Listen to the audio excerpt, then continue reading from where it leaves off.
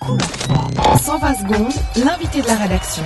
La Suisse a mis fin hier avec dignité à sa campagne pour l'Euro 2012. La Nati s'est en effet défaite du Monténégro par 2-0. Mais ça ne suffira pas et l'équipe nationale ne se rendra pas en Pologne et en Ukraine dans un an. Bernard Eschliman, bonjour. Bonjour. Vous êtes journaliste à la rédaction des sports de la RTS et vous avez assisté au match hier soir à Bâle. Oui, un match fantastique qui a opposé une équipe de Suisse hors du commun.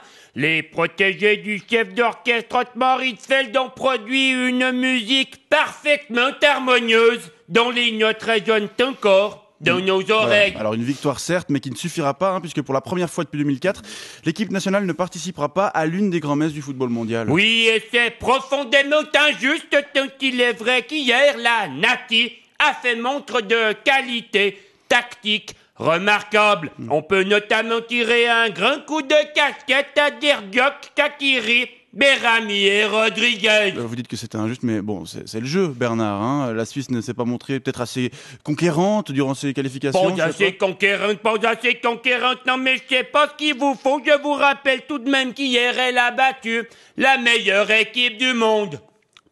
Le Monténégro? Oui, le Monténégro qui a battu le Brésil la semaine dernière par 27-0 avant de se défaire d'une sélection italo-espagnole.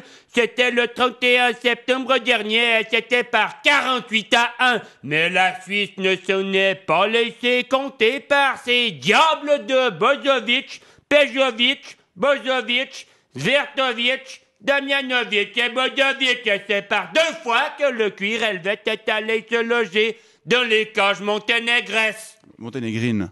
Et on sentait la Nati prête à tout donner hier soir dans un parc Saint-Jacques plein à craquer pour l'occasion. À peine 20 000 spectateurs. Oui, l'équipe aurait pu déplacer des montagnes, on lui aurait sans aucun problème confié les clés de la bagnole et on la sentait prête à relever tous les défis comme par exemple redresser la dette grecque, nettoyer le Lutkenthal et provoquer l'accouchement de cette poufiade de Carla Bruni. Bernard. Mais au lieu de ça, nos héros vont devoir retourner au vestiaire avec le moral dans leurs chaussettes sales, malgré une sensation d'avoir rempli leur mission et d'avoir fait honneur à la croix fédérale dont je vous rappelle que les branches sont en 6e, plus longues que larges. Voilà, Bernard, je pense qu'on a fait le tour du sujet. Vous brassez un petit peu de l'air là, non, quand même?